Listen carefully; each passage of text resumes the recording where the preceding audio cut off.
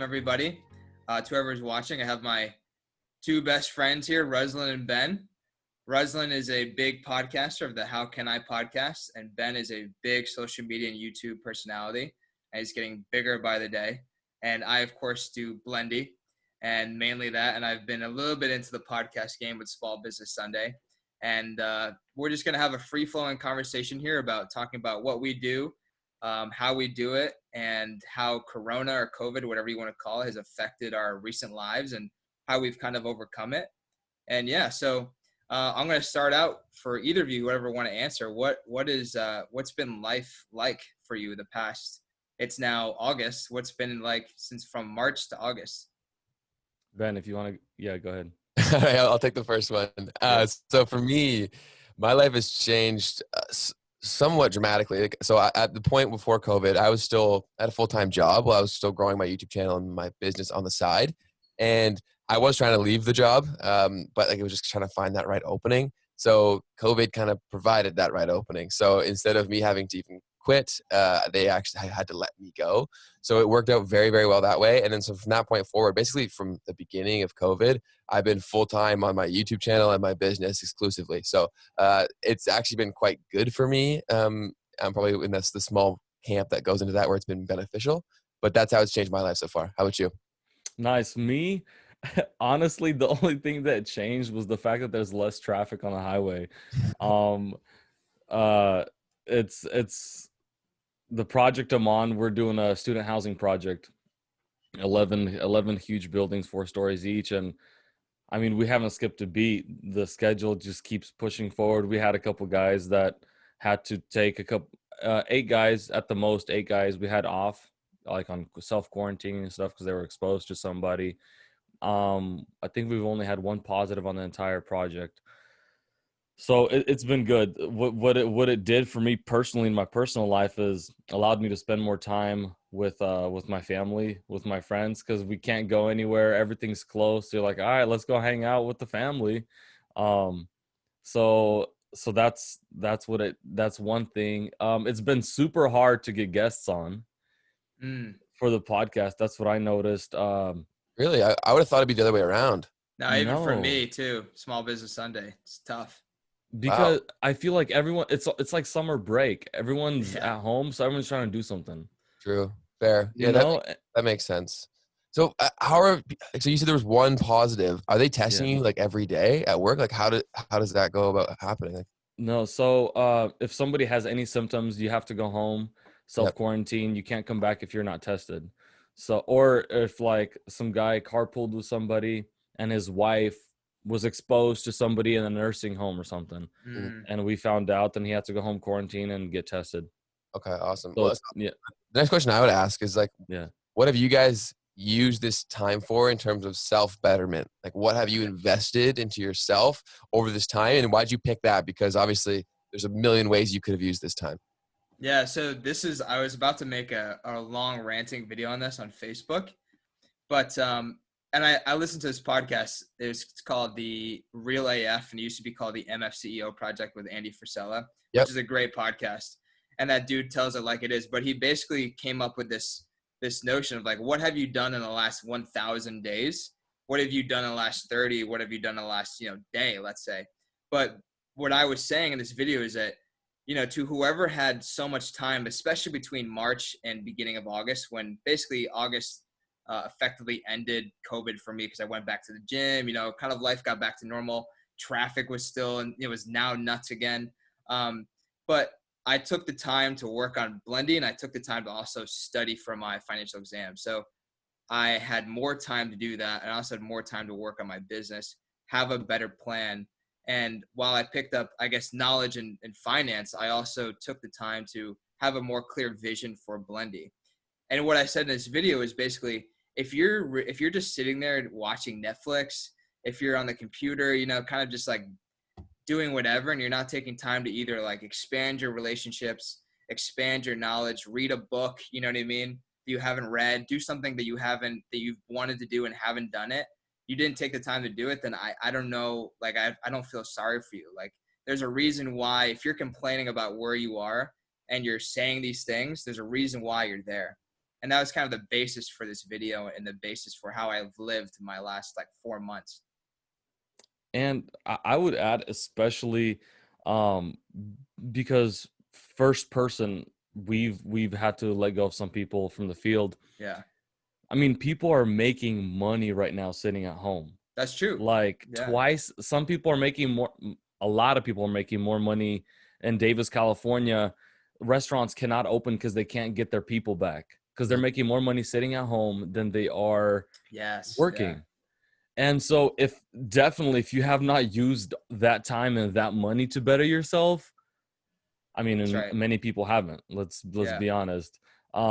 Then like you said, you can't feel sorry for those people. No, I know. And you have a lot of victim mentality hood going on. It seems a lot of people are not taking accountability for their own actions. And especially now, I just saw this stat that said the government, there's like a poll saying, okay, I want the government to help me versus I don't want the government to help me.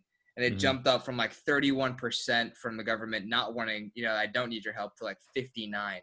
Yeah. And we've seen if you're getting 600 a week from unemployment, that's more than what you could be making as like a waitress or a waiter. You know what I mean? And these people have no incentive to go back to work. Right. And it's crazy. You're just getting paid to sit there. It's 450 plus 600 on top. Oh, I didn't know that. So it's like $1,100 a week. No, A week? man. Yes. That's insane. So in California right now, we're a union contractor, and guys are getting laid off. Regular EDD unemployment is $450 a week. Right now, they're getting $600 on top of $450. Wow.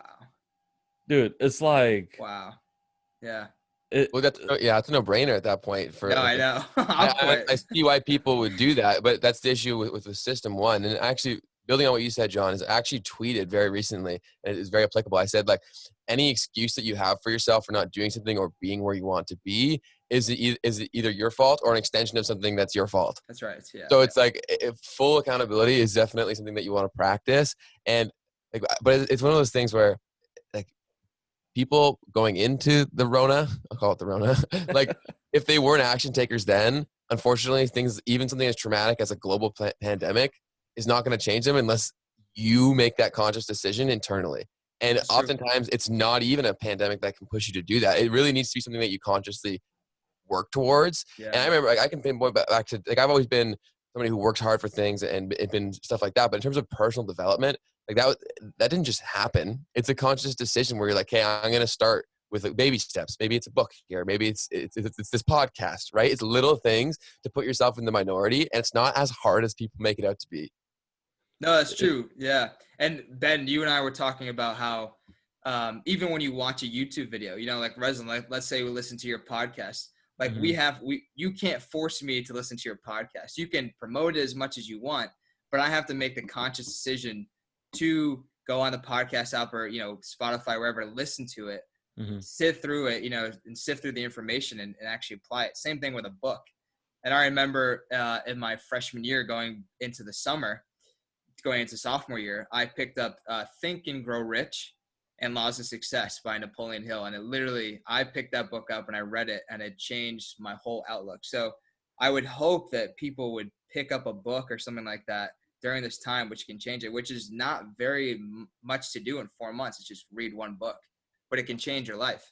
See, I think a lot of it stems with the fact that people do not believe that reading a book will change something for them.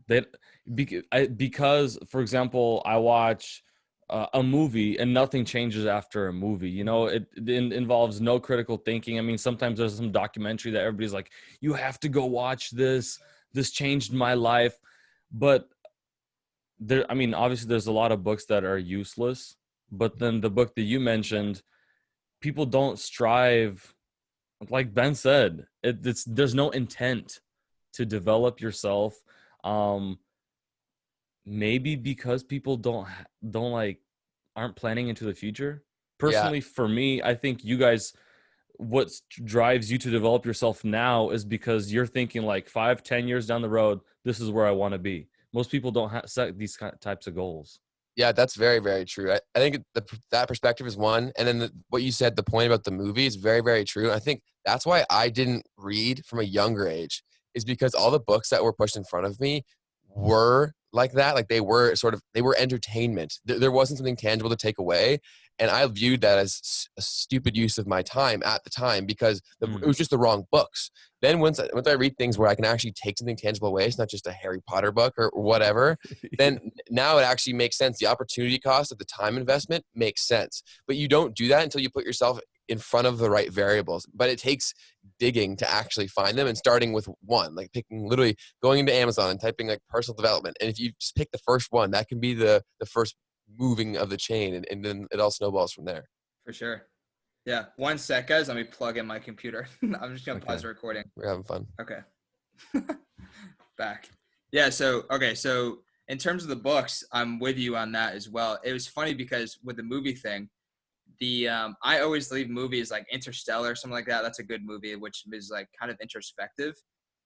It does a good job of making you not feel like you're in your world, but kind of takes you out of your world in a way, especially if you're listening intently for 2 hours, and you come away having different perspective. But it's just like a book, right?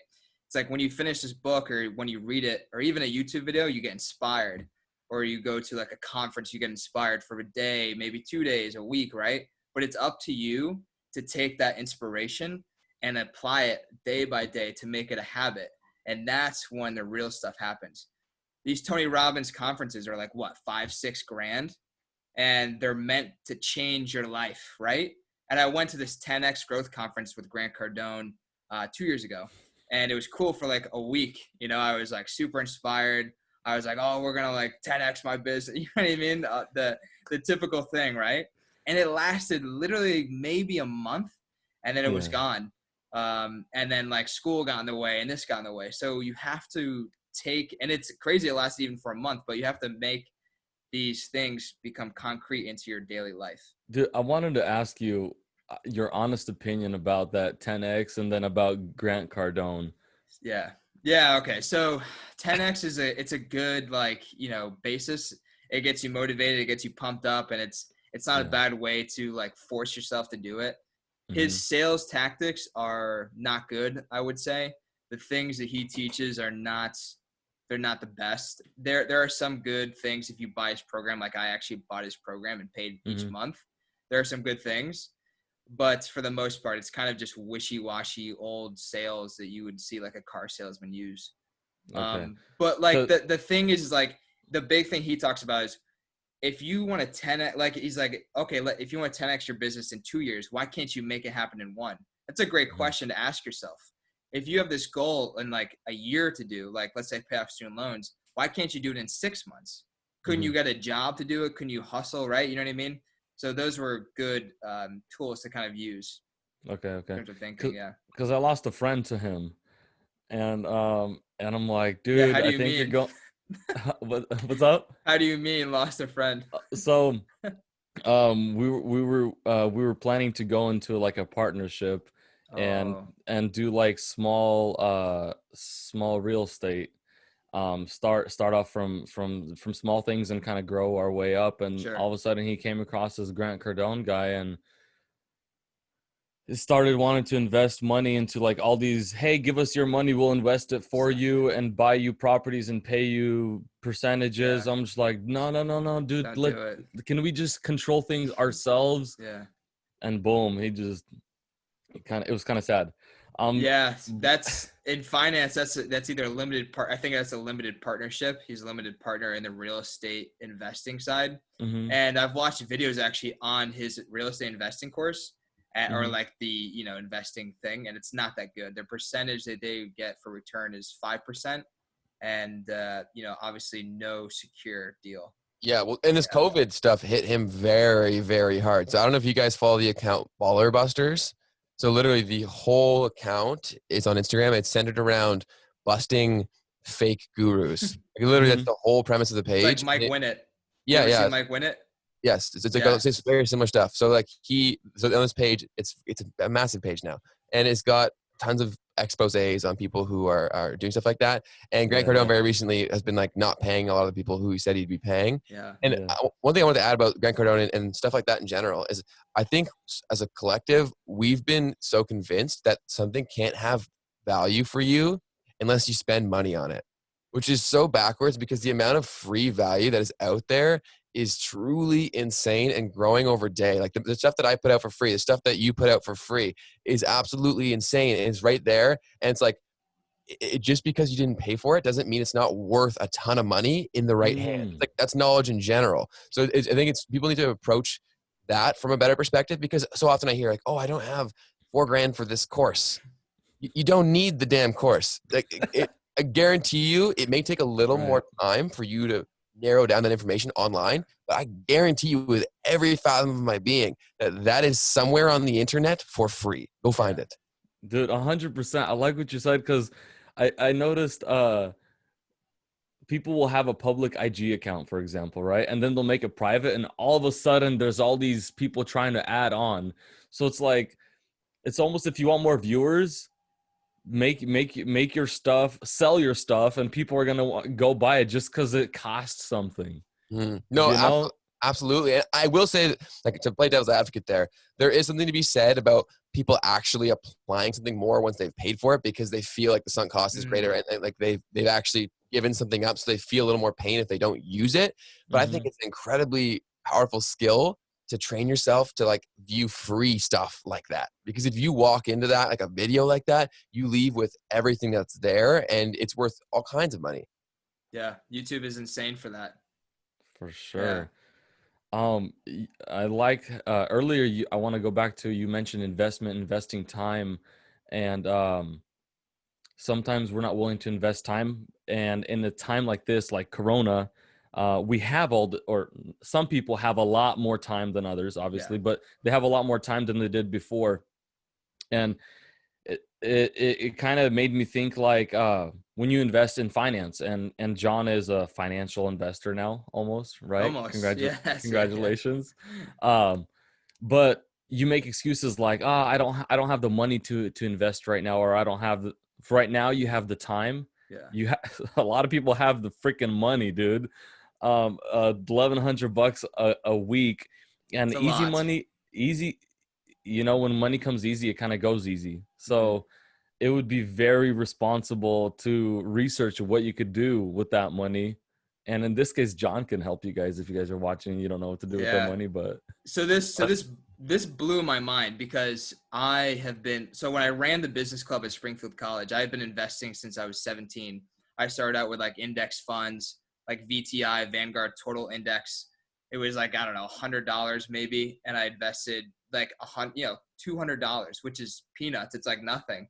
But I would go and I would teach these courses and lessons, and I'd be like, look, guys, like, it's super easy. You just have to open up an account, put some money in, and like, that's it. And you have to understand is like, and what people don't get is there's inflation every year, 2%, the dollar's getting weaker. So the dollar now is more strong, or it's worth more than the dollar tomorrow. Right.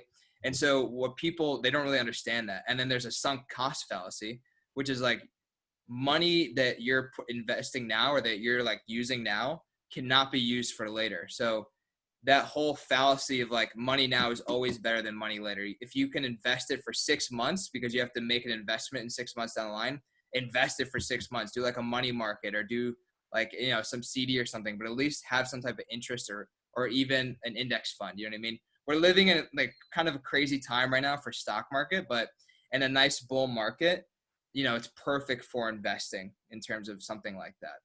100%. And one thing, like, after I'm hearing this, we're talking about a few different things right now, but I think it'd be a cool exercise if, say, there was someone who is like 12 or 13 and they came up to you and they're like, what should I use my time during Corona? Where should I invest that time? I'd love to hear where you guys would tell that 12 or 13-year-old person to put that towards.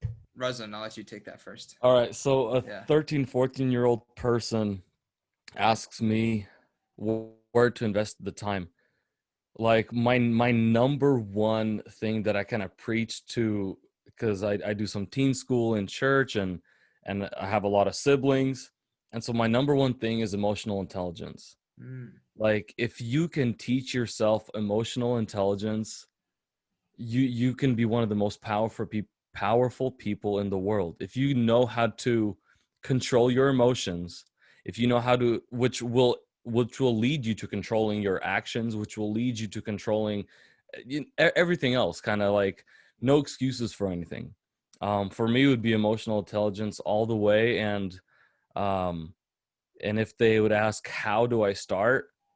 I would say, hey, just I tell my kid, he starts whining, screaming something. It's like, hey, I literally make him take a deep breath 10 times. I do it with him together, and then we'll just talk about it a little bit. And so I think that'll go so far. Like Yeah, that. I'm more cut and dry.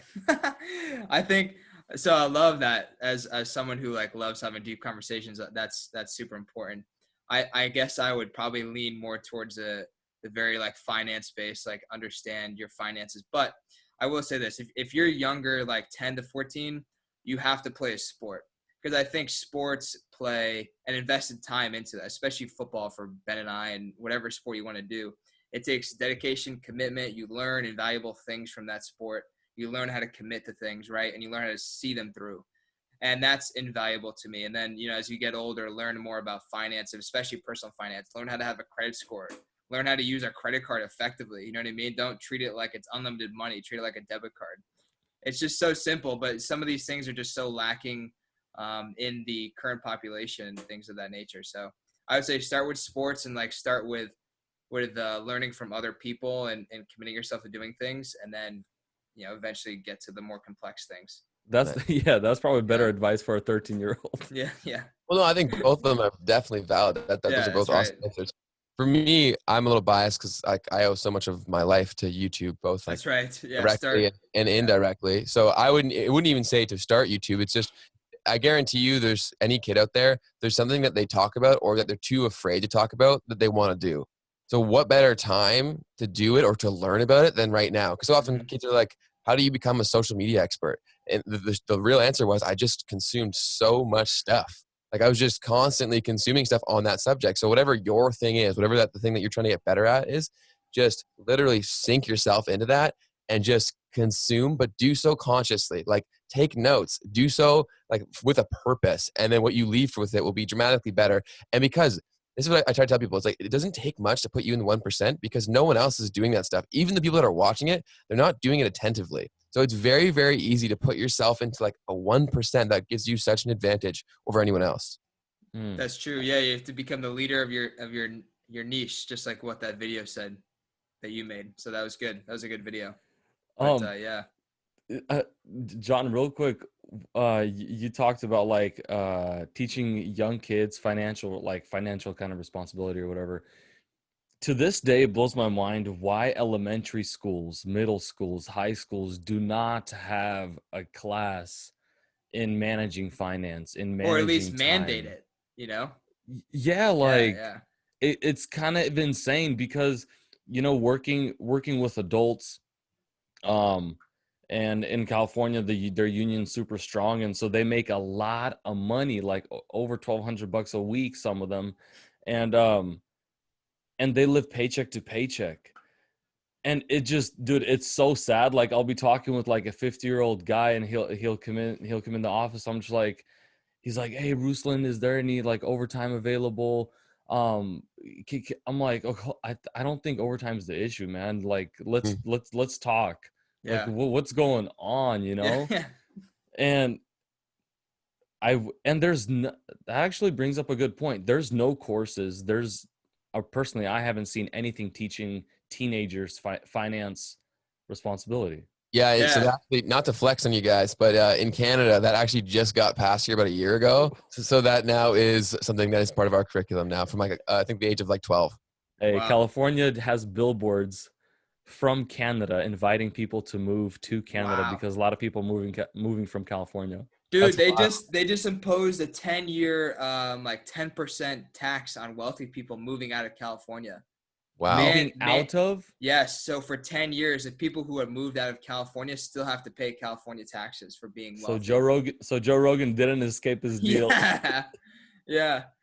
which is Wow. nuts. But going back to that, so That's crazy. yeah, personal finance I think is huge. But how many people do you know that just bought a car during Corona? You know? Bunch. Or dogs, or like all these things that like Yeah. impulse buys that are long lasting. Like an impulse buy, if you go to the store and you're like, you buy pizza, okay, like that's not going to damage in the long grand scheme of things. But a car or That's right. It's a a dog, liability, basically. they have recurring expenses Yeah. to upkeep, and all that money can no longer be used for better means. So yeah, I saw a ton of people making decisions like that. That's right. Yeah. The RV parks from around my area, all the RV dealerships are sold out, back ordered. All the bike shops are sold out, Yeah. back ordered.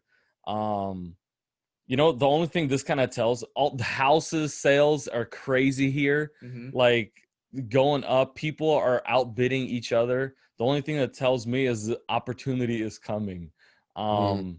because it's impossible for people to keep it up. Yeah, I mean, I see it with me selling vape, which is like a streetwear.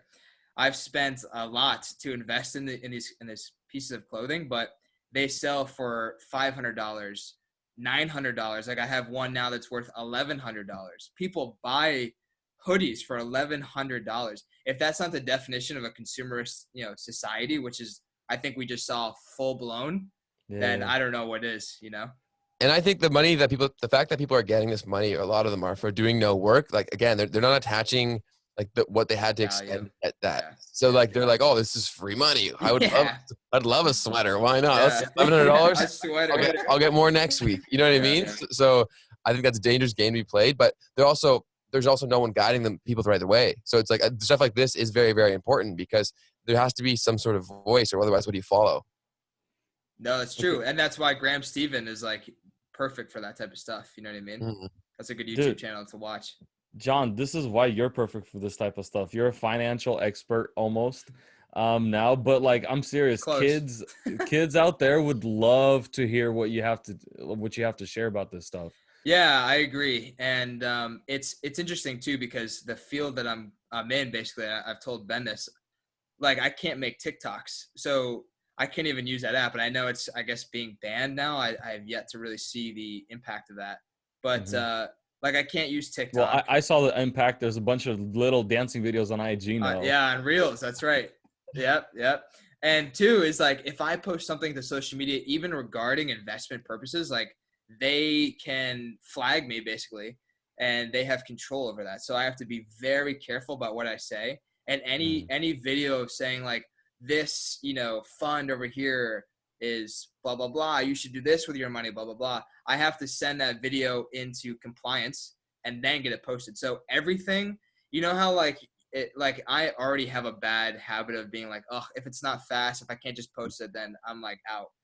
So this takes another step, and it's like now you have to wait 5 days. So like information now about a certain sector could be gone in like 1 or 2 days. It could not be useful. You know what I mean? So it's a very interesting industry with tons of regulation, but it's you have to. And people think the stock market's all rigged and stuff. Trust me when I tell you, the amount of laws that I've had to study for this industry, there's you will be punished and like very bad if you try and deviate away from it. That's So, crazy. yeah. Oh Like my I God. can't even have Ben, like if Ben was my client and he Yeah. said, oh, I made 20% blah blah, which is not a true statement, that didn't happen. But if he had said that, then I couldn't even post that. There's no nothing. So like for Blendy, I can say this is the best blender ever. I can post that. Yeah. I can't do that with So do you have Buffalo. to have your own like firm for you to be able to share? Yeah. Because Peter Schiff says whatever he wants, is what I learned. So this is the thing. Yes. Okay. So this is cool. People who don't have their Series 7 and who don't have their Series 66 can technically say whatever they want. The law is not really going to come down on them. They should probably be, like gotten a citation or something like that. But technically they can say whatever they want. So you have to be very careful in the finance game what you're reading. There will be, hit pieces about stocks, right? And these people are not licensed, so they can technically say whatever they want. And my grandma, actually, this is interesting. she buys like basically monthly summaries of this guy's picks. Mhm. And he's like saying this will hit, you know, X percentage by this quarter. You literally cannot say that if you're licensed. So that's how you know that it's BS. You know what I mean? You should never believe people who are not licensed and who don't make disclaimers, because nothing is certain in finance. You have to be careful. Right, Yeah. right. That's crazy. And dude, that makes me that kind of scared me right there a little bit, because You should. Yeah. You should be I weary. just met a Yeah. bunch of kids that are like 16, 17, and they know exactly what they're doing, and they have all their projections for their financial investments. Dude, Oh. trust we have technology at the firm I'm at, and it's really cool because you can base it off of different parameters, but the amount of parameters that you need, you simply just can't do by yourself. It's very tough. You'd have to know a lot of discounted cash formulas, present value, future value, all that stuff, risk tolerance, risk, you know, the beta of the stock versus the alpha versus the beta of the stock. You know what I mean? All that stuff. I No, I doubt that they don't. know all. Yeah. Exactly. I don't know if they know that. So See, but I think a lot of people, when they get into investing, they look in the wrong sectors and they make it too difficult, and probably like where they shouldn't even be investing their time or their actual money. true. So they get so overcomplicated that they're like, oh, I don't know what to do. Whereas like the vast majority of investors, especially if you're just starting out, would be well served to do exactly what you did and just put the money in index funds. Yes. It's far more passive. You don't have to think, and there's very little risk realistically if you look over the long-term performance of the index. Yeah. There's very little risk. Are you going to get that huge 400% return that you could if a stock hits? Of course not, but you're still going to be growing money consistently. And I think people don't understand the concept of compounding, because as much as people say that they understand it, until you actually, like, I would think this is a great exercise for people. Look up, Google a compounding calculator and put something that would be like hella reasonable for you. So say if you could put away $50 even a week, put that in the calculator and see what that looks like in 20 years if you're It's consistent. crazy. It's actually insane when Yeah. you look at the power of compounding. And it's something that even as a business student, I'm like, yeah, I get it. But until you see the numbers in front of your face and realize what that money could change your life, that's Yeah. the only thing that will drive it home. So And yeah. go ahead. Okay. Well, I was going to say is that even so, like, let's say you're like 60 years old, you have $4 million you saved all your life. If you put a majority of that 4 million into dividend stocks, you could be literally making 70,000 a year from dividends. Like, think about that. That's legit salary to live off of every year, and you're not even taking principal out of your stock account. And it's still growing too. And it's still growing. Yeah, exactly. That's crazy. So what I was gonna say, so if two kids right now, one starts dealing with stocks, one invests into the index fund, the guy investing in the index, because of compounding, most likely will probably end up having more money than the dude taking a bunch of risk in stocks. That's right. Risk. Making 10 grand one time and then losing it all another, and just this wave of stuff. Exactly. You're so right. And then, so very, very funny. Like, ironically, I read this book called Unshakable, which is literally a book all about how to invest when a market crash happens. Like, literally, it's all about that and about like speaking to the benefits of index funds. And it's so true. And because the majority of even active investors, the vast majority, even like professionally trained ones, do not outperform the index. That's right. So it's like, how in the world would me or my buddy beside me think that they can do it if like 99% of other people who do this for a living can't? Yeah. And you have to understand. Yeah. So the risk, Ruslan, first, the risk thing is so key, right? So if you took $500 and you put it into Apple stock versus $500 into index funds, Apple stocks, you know, it's a blue chip, right? So let's take, I don't know, we'll take like Penn Gaming stock, you know, the Barstool Sports company now. Let's take a gaming stock like that. The risk for that is insane versus the index fund, which is over all the stocks. So your risk is called business risk. For Penn to go down to zero is much higher than the index fund. That's why you shouldn't probably, and I say that, you know, obviously you have your own tolerance, but yeah. And then also there's an opportunity cost. So there's an opportunity cost to just doing the index funds versus the individual stocks, right? You could make technically a higher return on the individual stocks versus the index, technically. It's not Absolutely. always the case, but there's an opportunity cost. Just like if we can relate it back to Corona, there's an opportunity cost of every minute that you spend. If you spent the majority of your minutes doing productive things versus not productive things, there's an opportunity cost there. You could progress. You know what I mean? The more time I spend on Blendy, basically, versus not, the more money I'm making, most likely. Yeah. Yeah, I think opportunity cost is one of the most important concepts that I learned. And luckily, I took a business class in grade 9, and that was driven home to me. So for anybody who's unaware, opportunity cost is not a real value, but it's like a subjective value that you're looking at. What is the best alternative solution that you could have expended the money That's or right. time, whatever resource? Yeah. So that when you look at it that way, it's like there's a value to everything. Yes. Yeah. No, there really is. Time is the best one to evaluate. Yeah. I'm listening to you guys talk, and a lot of people are going to realize that you guys have so much more to offer than just a YouTube channel and a small business. That's right. Yeah. Which is super cool, because everybody that has a face on the internet also has a background in many of the things that they do. So I'm sure a lot of people can appreciate that. And I want to go back to, because this was kind of about talking what we did and how others can work on themselves during this time. And if somebody, I would say, I don't know if you guys ever listened to Dave Ramsey. Yes. Yeah. Okay, so as a kid, I used to grow up listening to this guy just because my dad would play him on the radio. He used to be on the radio out here, and that guy, just his voice really instilled certain rules and laws in my life. And I feel like if you have zero financial, like if you're starting at zero and you don't know what investing is and you don't know where to start with his basic rules, dude. Save up, make a savings account. He said this one thing. He's like, you don't have a savings account, but you save up $5,000 to go invest. You go invest it, you lose it all. Now you're stuck with nothing again. So sometimes kids or teens or young adults will get excited about investing because they have some money saved up. People coming up save up $5,000. That's all they have. And then they get excited about investments because they heard somebody made a lot of money. Invest it all and lose it all right away. That's why I think Robinhood apps or accounts can be very beneficial to some people. Yeah, and or it you could can be lose the all your death of money on others. options. That's right. Yeah. Do you guys have a Robinhood account or no? No. Yes. So Robinhood doesn't even exist in Canada. What? They banned it? Really?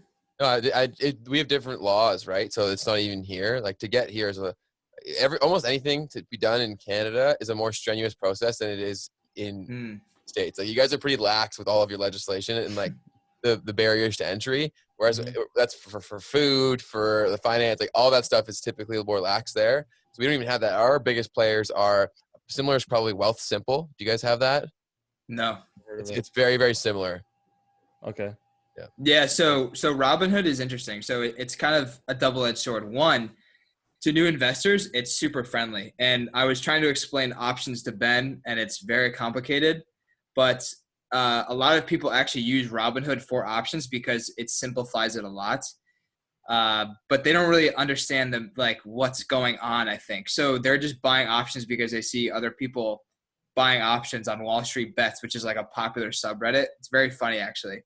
And you can see like people can make legit millions of dollars and lose it all in like a couple options trades. It's insane.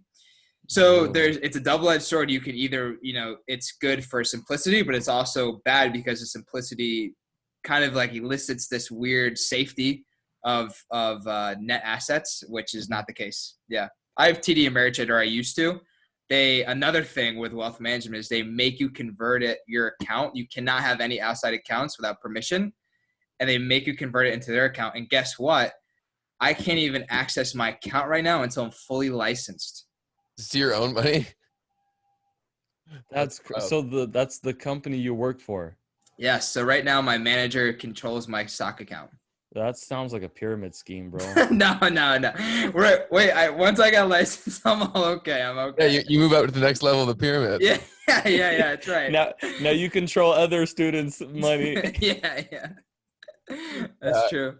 And all these laws exist typically to protect the average investor. Like they were made with a lot of them with the right intentions in mind, right? Like it's to steer people clear of people who are just pulling stuff out of their ass, essentially. Yeah, so there's this law called, or it's a prohibited trade activity called front running. And what happens is, and I think this is why I can't have access to my account because I haven't passed, but basically they're basically assuming that I don't have the knowledge of all the laws yet, and I haven't been tested to that knowledge. Mhm. And so, like, for example, my boss could say, oh, we're buying XYZ stock. And I'm like, oh, cool. So I'm just going to take my own account and buy that stock because technically I'm not fully licensed, and that's front running, which is against the law because I could profit off of that. That's market manipulation. That's the thing that all the politicians do and don't get caught with. Dude, man. Oh, I know. That's brutal. That's not right. Yeah. No. It's not right. My thought just drove away. No, it's okay. I think this is so interesting because we switched all the way from like productivity purposes to now finance, which is super valuable, I think. But everything, yeah. What are you gonna say? I think it is too because from talking to a lot of people, everybody, everybody is talking about how there's opportunity to make money in the market right now. Well, there is. Everyone's trying to invest. Everybody's trying to make an extra dollar. Yeah. And so I think this is just naturally kind of what it led to just because what it is today. Yeah, so I actually had a thought. So Rosalind, you made a comment about like how, we have more depth than just saying, a podcast or like a product, right? Or even just YouTube. Talking about social media or whatever. But the thing is what I've discovered is that, and it goes to our fact, is that you have to be so multi-dimensional in this world now. You have to like understand social media. You have to understand how to like have sales knowledge. You have to know how to do a Zoom meeting. You have to like have all these basic skills and be multifaceted because people and jobs really look for that. But even for yourself as an entrepreneur, let's say, if you're not, and you almost have to be, then you're going to be a bad entrepreneur. Yeah. And you're leaving so much opportunity on the table. Like I was going to say money, but like even beyond that, for the fact that like we all know each other is because of opportunity that we take advantage of, right? So there's so many resources and opportunities at your disposal. It's on you to actually go up and use them. And because they're there's people who are exercising all of that and they're getting ahead. So I always think about that when I'm not doing something. I'm like, oh, well, I'm sure so-and-so is doing that. Like, and they're probably getting farther ahead of me. Like, I better get up there and do that. So yeah, it's all about being very strategic with your time. Strategic, but and also since you guys play sports, very competitive. This all the social media has become very competitive. Like, oh, he posts 3 times a week. Yeah. Oh, I gotta post 4. Yeah.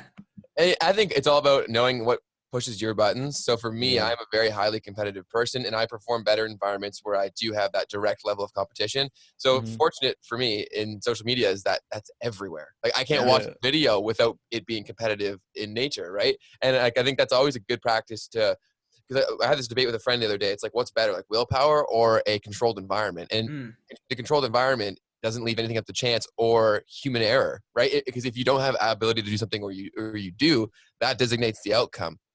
So for me, it's like I literally just bought a safe for my phone. So that I literally, for a few hours a day, I lock my phone away. So I can't touch it. It's literally in a kitchen safe. Where I literally, unless I break the thing I just spent $80 on, which I'm not going to do, I can't touch my phone. And I did that consciously because I have to spend a certain amount of time on my phone doing stuff for my clients every day. But so quickly that 2 hours turns into like 4, turns into like 5 very, very quickly because these platforms are engineered that way. Like they are time suckers by their definition. Yes. Yeah. By design. Yeah. As soon as my phone unlocks, my thumb hits the Instagram icon. I don't even know how. I'm just like, oh wow, I'm here already.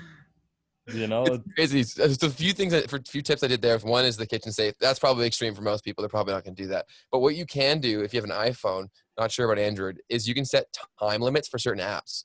So it'll actually, like I have one on my Instagram where it's like 2 hours or something a day. And then I'll get a notification saying 5 minutes to you're at 2 hours. And then it'll kick me out of the account. That's sick. You can go back into Instagram if you really want to. You can say like, are you sure? Blah, blah, blah. So you can get back in there. Like say you need it. Are you 18? Yeah.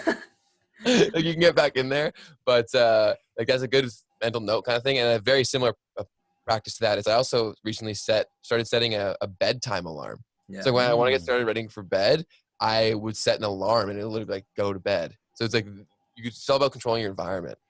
It's true. That's true. Sometimes we think we're more productive the more we hustle or whatever. But sometimes, dude, it's like You rest.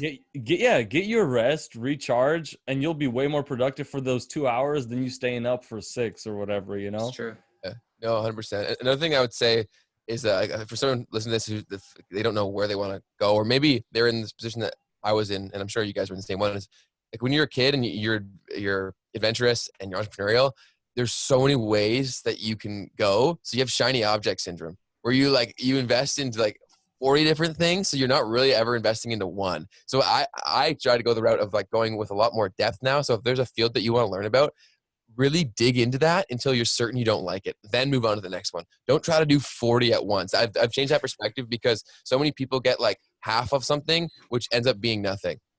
Mm. And because the half of something can't take you anywhere, so you've wasted Exactly. 40 times as much time on a bunch of halves than you could have had of that one thing. You almost have to double down. Yes, and then Yeah. you give away with a concrete answer, which I think there's a ton of value there, is that you know for sure. So you know that, okay, I'm going to continue with this, or okay, this isn't for me, but you know with certainty. So let me ask you a question, because I always have a problem with I never stop. I never quit. I just keep going. So when do you quit? I think it's glaringly obvious. So I think there is definitely something to be said for sticking through it. And I think people do quit far too often. Mm-hmm. So I think it's going into it with some objectivity, like being totally aware that some things are going to take time. So a good example specific to my situation is I get inundated with questions about why people's Instagram pages aren't growing. And they've posted like 10 goddamn times. So patience is a very important and a very valuable skill. So I think but for yourself personally, I think it will be very glaringly obvious. And building on what Ruslan said about like emotional intelligence, if you become better at listening to your body and how you feel about something or while you do something, that's typically your best indicator as whether you're doing the right thing or the wrong thing. I was just reminded of our interview with you, Ben, where instead of quitting, we talked about pivoting. Yes. And sometimes you could people will waste or not waste, but waste all this time into something, all this energy, and think that they just have to drop everything and start from scratch. But you might be able to use all this that you've created already and just like direct it in a different way, John. Yeah. No. So this is the thing, is like, I'm always debating between this, because let's say Blendy like fails or whatever. It really has not, because I've made a profit on it. Yeah. But let's say, I don't sell it for whatever expectation I had. The facts is that the experience I've gained from that first business called Blendy will pivot into the next one. But also, let's say I need a job, it just goes into the resume. You know what I mean? Like, the things that I've done with Blendy are insane compared to people of my age. You know what I mean? My peers. Absolutely. So there are always like different things you can take away from this. It's never really a sunk cost, unless I don't even know, quite honestly, when it would be, but you're always learning valuable lessons from it. So, but what I would say about that is, to challenge that a bit, is that you are also all in, and I'm gonna put that in air quotes because obviously you could devote more time to it. That's but right, you're very committed to what you're doing. So that's more what I mean about like either be in or be out kind of thing.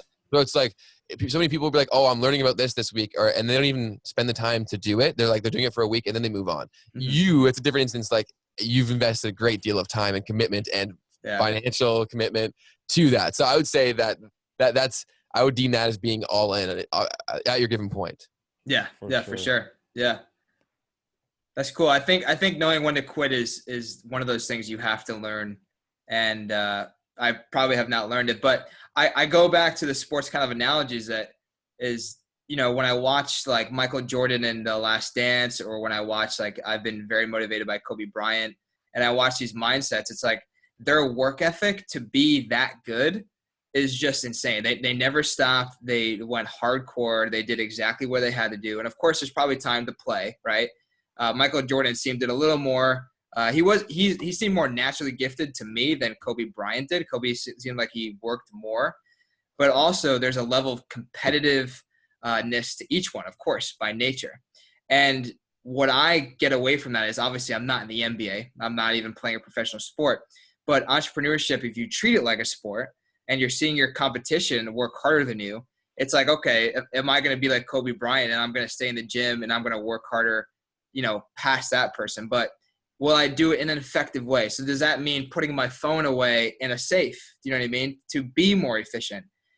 It's so simple for us entrepreneurs that I was just telling Ben are so common nowadays to say, oh, I'm on my grind. Let me take a picture of us. Like we're all on our grind. We're making money, right? I'm working on my laptop from the beach.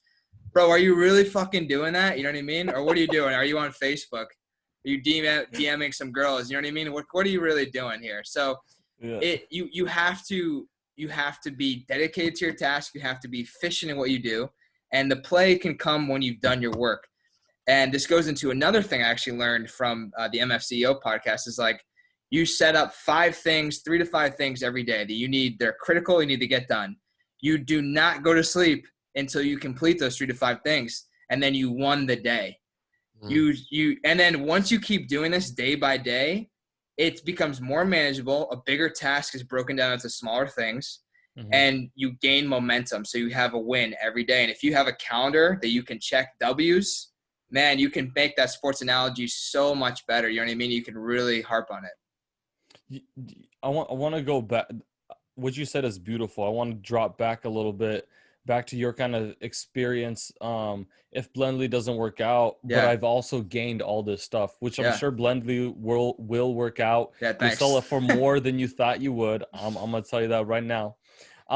But President of the United States signed an executive order or something saying that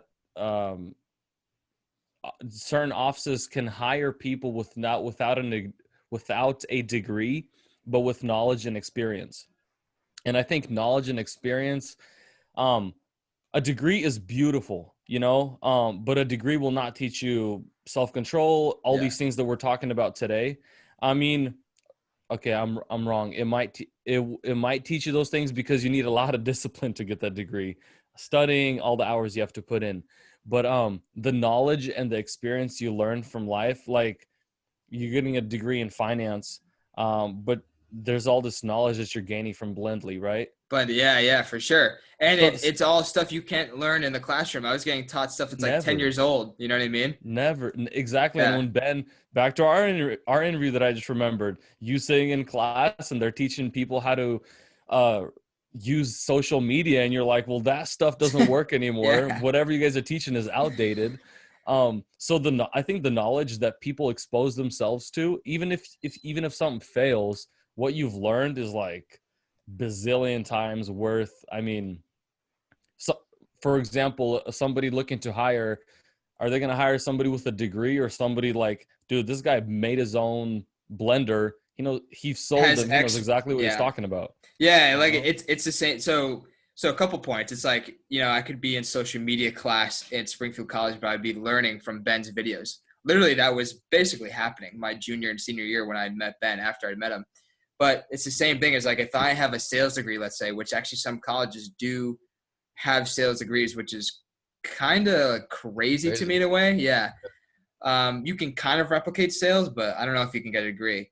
But let's say, I had my own business. I was like a PT major, which is what I originally went to school for, physical therapy. But I had Blendly and I sold 50,000 worth of sales. Do you think they're going to pick me, or would they pick the sales, bachelor's degree guy? Do you know what I mean? Yeah. Exactly. You would hope they would pick me. That would go to my hypothesis, but well, at the end of the day, results matter when it comes to a for-profit business. Yes. Like at the end of the day, it's how much money do you make the person. I don't care. Like I think to its core, like that is the true level playing field, because at the end of the day, what's their sole purpose? It's to make money. So who does that best? They should get the opportunity. Yeah, right, exactly. 100%. Yeah, and I learned that firsthand at Datadog. I mean, I had the worst possible start. I had basically no meetings. Everybody else was getting meetings. I was put on a plan. And then I basically was just like, you know what? I just stayed later. I worked harder. I put in more numbers and I called more people, did more emails, right? And then little did I know, in 1 month, I became salesman of the month, 2 months in a row. And then I said, fuck it, I'm out. Because the way they treated me when I was down, which is another lesson to be learned, is like, just because someone is down now and just because they're not doing well doesn't mean that they can step it up. You know what I mean? You should treat everybody the same. And if you should even give the person who's down more attention to get them up, because who knows? And then you get people like me who now have a really bad thought about that place and that work. That's what they deserve. Yeah. But yeah, the culture in a business, I think, either brings a lot of people or drives away a lot of people in the business. It's true. And even if you're trying, so I think that we can learn from that when we work for ourselves, for example. That's you know, right. anything we do, I like to say there's no wasted relationship. Like every relationship you make, don't be an asshole, dude. Yeah. It'll And either keep it up. Keep Yeah. talking. Yeah. Don't just like let it go. Exactly. Yeah. And keep it up. Like in the future, Yeah. it'll, based on you, it'll either benefit you or it'll bite you in the ass. Like, That's right.